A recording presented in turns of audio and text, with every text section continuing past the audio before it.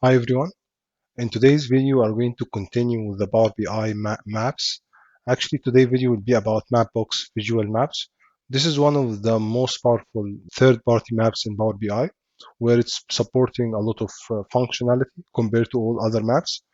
Even for the visualization is much better. So let's explore what we have.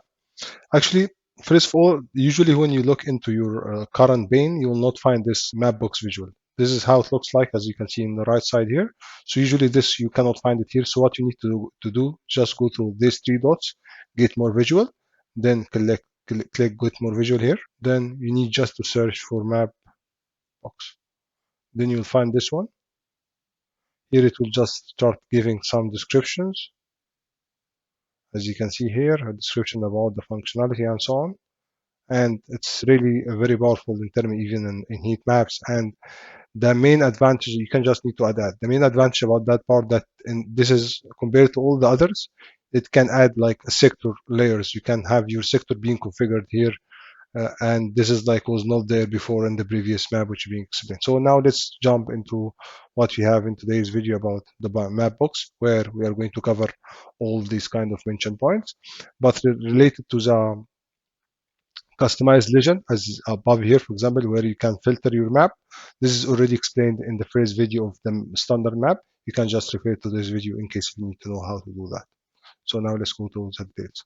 So now let's go through the Mapbox visual. Let me first, this is like how it looks like. Okay, so in case you would like to know, this is just called Mapbox visual, and explain at the beginning that you should import it from this get more visual. So let me now take you through the settings of this map. Okay, so here we just need to click this map. So if you go to format your visual, you'll find a lot of options down here, many things. But the main important point that this settings, this particular map, if you didn't give this access token, it will not work. This access token require registration for something called Mapbox Visual. I will also drop the link in the video description.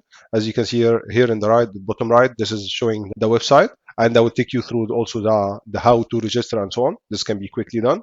But however, if you don't have this access token, this map will not work at all. So the first thing you need to do, it's even explaining here, as you can see, explaining what you need to do. You need to click into the Mapbox access token, then you get it. It's for free.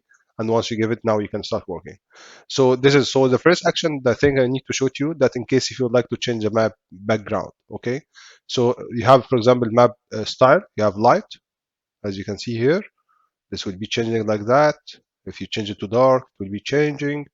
So this is like, it's giving you different options for the changing the map background and so on. So before jumping to all the other points which we have it here, I would like first you to take you like how to register, and after you register, what you need as a first action point, which is the access token, because there is another requirement when you are speaking about other function, for example, like creating polygon and sector creation, you need to do something extra on this website.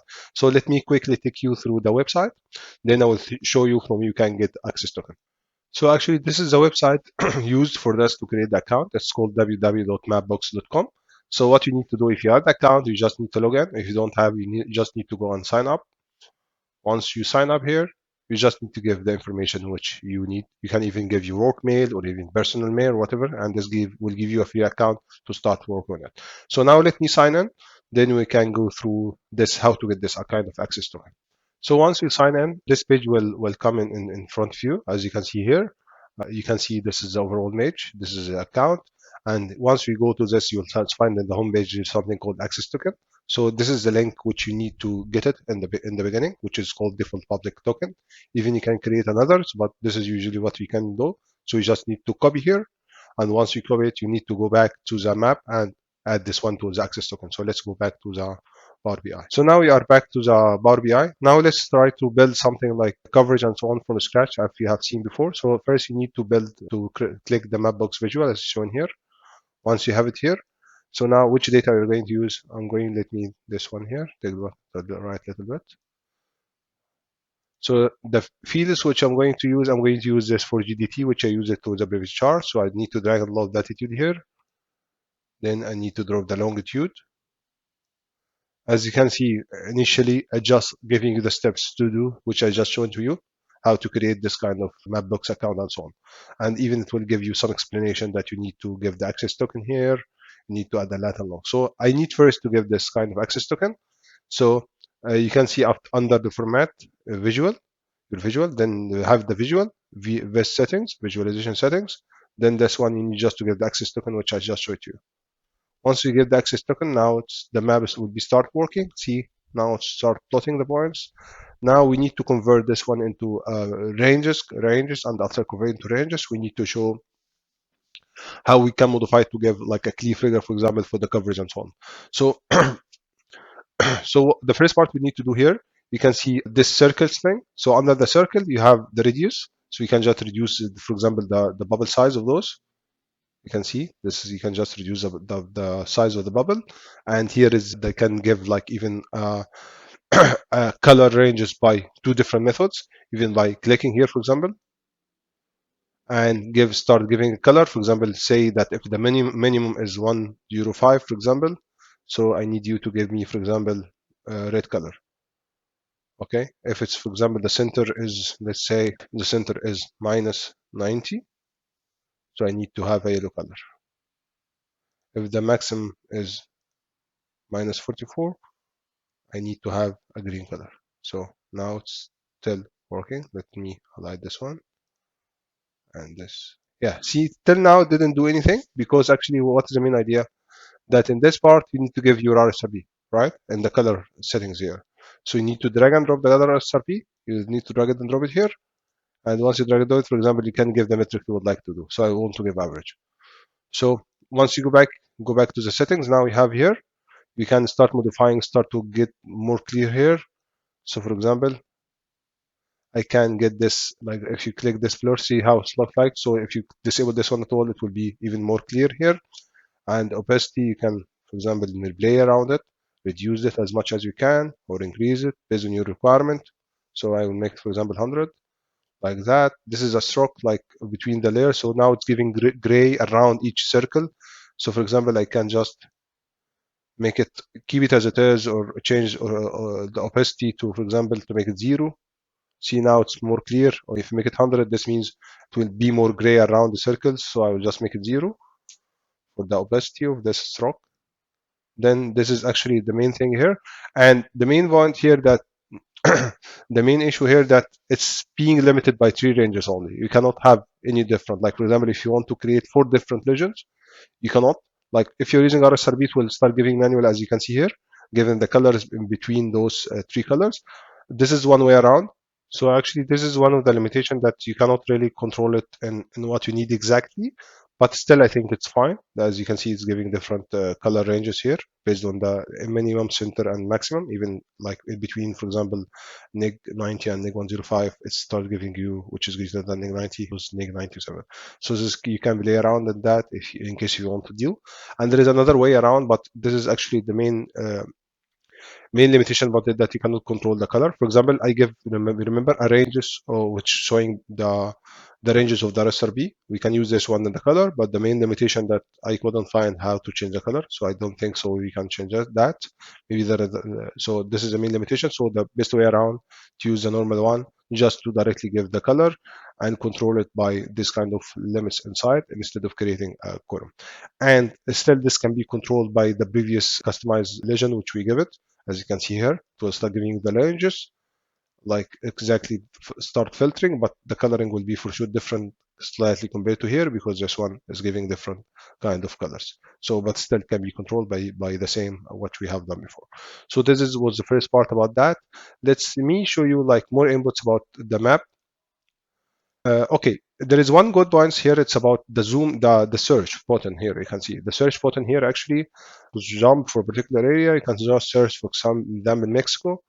So it will take you into Mexico, for example. See, it's flying into Mexico. Back directly, because if you click here, you have something called auto zoom. Auto zoom. So if I click this out, now should see, like if I did like that, then I open it again, it will directly go to the area which you are plotting something inside it. So this is like auto zoom as well. This is another option.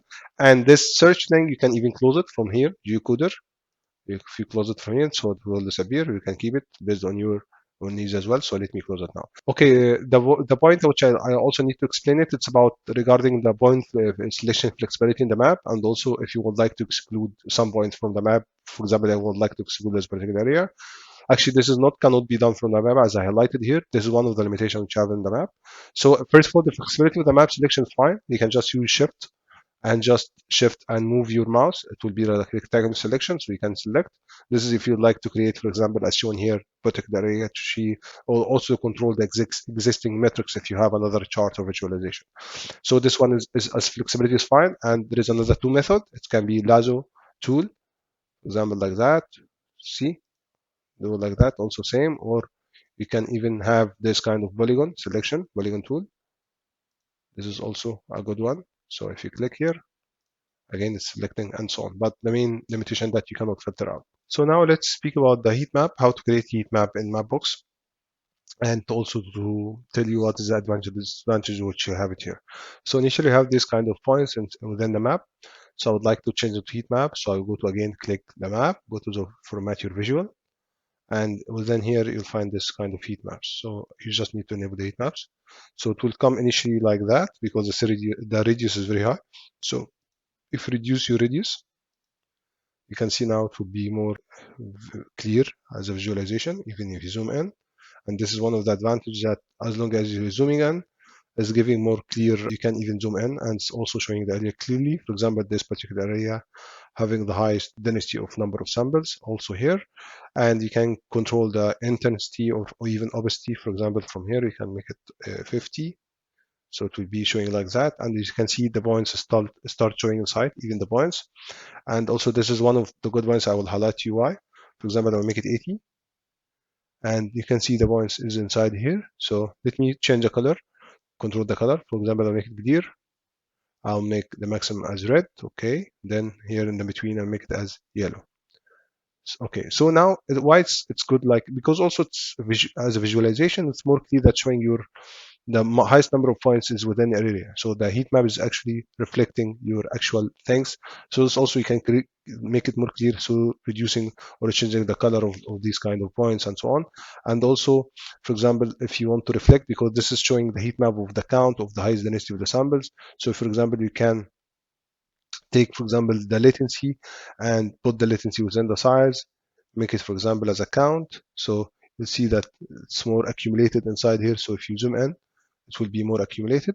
But the main point that as long as you are reducing your heat map intensity, as you can see here, sorry, the opacity, so this kind of the heat map itself is we are losing this part. So like it's okay if you would like to make it as heat map normal one, you can keep it without the points, or you haven't want, you just need to reduce the intensity, the opacity, just to make it more clear with the points inside.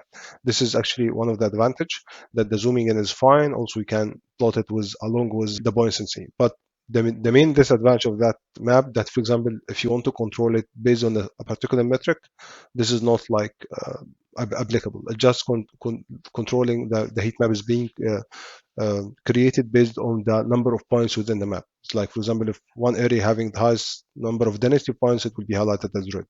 So like usually for the other maps, as we highlighted before, that you can control, for example, based on the metric aggregation, average, maximum, whatever. So it's chart showing. So if you're having some LRSRB, you can start doing that as metric. But still, this also can, if you want to do it like instead of heat map, you can do it the other way around, which is the circles, and try to make aggregation and so on. Same like for the coverage plots which you have done.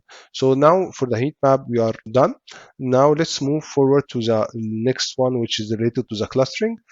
Okay, now let me show you that how to make clustering. Like as you mentioned before, clustering means if you have some particular area and you want to cluster and give a particular aggregation, average count, then you check the value within the particular cluster. This still can be done. Here it's applicable. So how it can be done, just click the map, then you go to the format your visual. Under this part, we can even disable the circles or move it or keep it on. Let's keep it on for now. You have this cluster option. If you click this cluster option, now you can see it starts showing some circles, which is this is your aggregation. So what it means by that? So initially, if you look into this, you have the aggregation level. So for example, this circles is saying 5. This means this particular area, it's having a radius of 50. it's having 5 samples. Okay, this is like 1, 2, 3, 4, 5. This is this area. Okay, it's having 5 samples. That's why it's counting. This one, for example, it's showing at 3 points. You can remove the points as well, the circles. So this is how it means actually. This is, for example, circles of 12. So let's try to increase the radius a little bit. So see, the number of circles will reduce, but the number of counts inside for sure will keep increasing. So if you keep increasing, see, okay. So that's why you can see it's keep increasing, and you can even control the color for the minimum and the maximum ranges. And here we're giving you a count of that. And the other options we have it here. This is the radius of the circle. Increase if you want to increase it or reduce it. For example, circle itself, not the radius. So circle. If I look into that, if I'm just reducing, the count will remain the same, but the circle size will just reduce. And this is the round here. Let's return it back to 10, just to make it more, or 20 even. Make it more bigger. And here, this one, you can even change it to 10. Okay, so you'll find that this kind of blur is being reduced. So I will turn it, for example, to 40. So see how it looks like now. And this is surrounding just from that point of view. If you want the surrounding area to be, for example, as red, so you find the surrounding circles is showing as red now. This is also one of the things you can control. And now let's try to change the aggregation function. So for example, he's saying 22. This is telling you that you have 22 samples at this particular area. So for example, if I make it average, so this will completely change. It will give you the average value. So the average latency here for those samples is 49. The average latency here is 57, and so on. And even you can reduce the maximum value. For example, you can make it as red. So you can see some circles start changing to red. And here is your ranges, which you have it here. And still this can be controlled by the clustering, and it's fine. This is actually, it's a good one. But the main important point also that I would like to highlight, that whenever you want to make a cluster, you want to highlight which one you need to really to use it as a clustering point. For example, here I give a metric as latency, so you can give clustering for any other thing. And you can keep this samples inside, or you can remove it as a circles. I was just keeping to make it more clear for you. So if you disable now, you'll still having the circles here, but without the samples anymore, without the circles. So this is how it's being clusters within your area. So now for the cluster bar, we are done. Now let's move to the next part, which is the choropleth, and see what we can do. And this will mainly be covering about how to create polygon and sector selection, for example, sectors. And you can use that to control, to link it with your data sets and to control whatever visualization you have. So let's move to the final part. And this part will be like also through the web MapBox. This will be showing that. So let me first cover it in separate, and let's cover it in more details. So now we are done with the clustering part. So now let's go to the last part here for this session, which is related to the polygons and sector creation, which can be done through this format visual, as you can see under something called choropleth.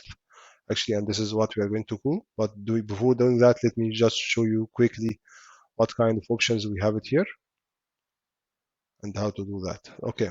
So if you enable that now, you find that this one figure will disappear at all, okay, completely. See, it's saying here that this is just giving explanation. Without going for that, I just need to explain quickly how that's being done.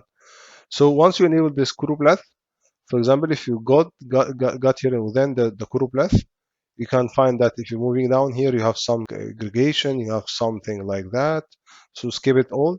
Let's go down here into the data level 1. So this is what you need to do. So usually we create something called custom tile set. If you create this custom tile set, it will be asking me for tree information. If I plot it, give these tree information, this will start plotting my polygons or even the site or sectors or whatever. So what is the main idea of that part? If you remember this MapBox website, in this MapBox website, we need to create the sector or the polygon in for example, in a KML file or JSON file from whatever map info or Google Earth or even from QGIS. Then we need to upload it to this particular website. Once you upload it, you need to get these three information. The first one related to the link, which is linking to your data, which the file which you are going to upload. Then just about the tile set creation, the source name of the file. Then you will link it to your data set. For example, here I have the site ID. So I would like, for example, to plot the site and sector at the azimuth. So I will just give, for example, the cell name or sector ID here, which is matching with the same name. So the first part we need to do here to get our sectors or polygons created, we first need to go and create it in the QGIS or any other tool. Once you create it, you just need to export it into a JSON file, which I have it already ready with me. Then I will start uploading to the Mapbox. So the first part, now I will skip the part with the QGIS. I think most of you are aware about it, or the Google Earth. Just you should have the KML file. So now our JSON file, it's recommended, and it's recommended to be JSON. So now I'll remove the JSON file to the Mapbox. So let's move to the Mapbox to show you how this can be done. So now I'm back to the Mapbox. So now I would like to show you how you can create that. So the first part you need to do that we speak about the default public token now. So this is we don't need it anymore because it's already we give it to the link to make the Mapbox working. So now you just need to go up in the top right here, then click, then go to something called your studio. Okay, so once you go to the studio, this will be taking you this studio Mapbox info. See now in the studio, there is different things, styles, resources. So we need to look into the resources. You have something called tile sets. You need to click it. Once you have the tile sets, this information I have uploaded before. So what you need to do, you just need to do and click new tile set here and above here. So you click new tile set, then see it's saying, asking you to drag and drop the file, this is a format that you need to use. Even CSV can be done and converted into vector and tiles. So actually the main idea, as I told you, that it depends on which file type you want to link it to your database. So now I would like to upload this sector for my cluster or whatever. So I need to go and select. I can even drag it or start select file. So let's select it. So actually here is I already created the file which is called eb.json. This is .json. So okay, so I will just click it. Now I'll just see, as you can see in the bottom right here, it's being uploaded now. So now once this one is done, it's showing like succeed, and will give you the time as it's shown here. And now this is my data. So now what you need to do, you just need to click it here. And once you click it, now it will be opening and this will be showing your data. This is I uploaded sector-wise. So you can see in the bottom left here, there is a map. So if you click this one now, it will take you to the area where you uploaded. So this is where I'm uploaded. I uploaded this kind of sectors, and I would like to take this kind of sectors within my map now. As you can see in the left here, this is information which you have it. If you have more information, we'll be covering here. So I have azimuths, I have antenna bandwidth, sector ID, site and technology. So actually, the first thing you need to do, as I mentioned, that these three inputs need to be given to the Power BI. The first one, it is the source name, the link name. So if you click up in the three dots here above, you can see here, there's three dots. You will find a tile set ID. So you need to copy this tile set ID. Then you go back to the Power BI. So once you are back to the Power BI, as you can see here, you just need to you click the map. Then the first thing you need to give under vector tile URL level 1. So you have to keep this part, which is Mapbox. So you just need to add your data, which I just take it from here. This is the first part. Now we need to go back to the source and take the second information, which is called the source layer name. What is the source layer name level 1? So actually the source layer name is this part, which is EB24, this name. So you need just to copy, then go back and again give it here. Then the last part is asking for, and this is you should take care of it. It's asking you, for example, what kind of vector property level you would like to link. So for example, here I have different information. So for example, I would like to use site ID, or I need to use sector ID or whatever. So I will take this one and just copy it here. Okay. Once I have done that, see what will happen now. Now I need to go back, but let's first leave.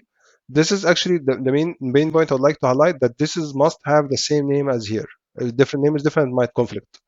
So now let's start building our visual. So we are already give all the needed information here. As we mentioned, it was again quickly those three main inputs. You need to get it from there, which is the URL. Then you give the source name. Then you give the link which you use it, or the property which you would like to use. So here I have site ID, so I have to use that spot.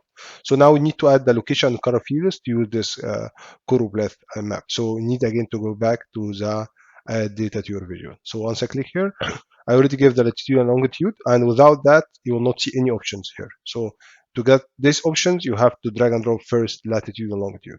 So now I need to drag and drop into the color and location as mentioned here. So the location you should use a parity which you give it already within your data, your inputs of the Mapbox. Drag and drop this one to the location, and the technology should be, or whatever other thing can be in the color set. So once you have to do that, let's see what will happen. As you can see here, this now is plotting your sectors, and you can even control it through selecting the sites. And if you select it manually, this will keep controlling your data set. If your site ID is linked to any KPI, so this can filter any very easy. And the good point also, you can select multiple sites based on polygon or area selection or whatever your needs. This can be done still. Like for example, I'm selecting now these 2 sites. This can be done, or 4 sites, as you can see here. As you can see, it's 2 points. Now I'm selecting 2 sites, so this can give you the information of KPIs of this particular site.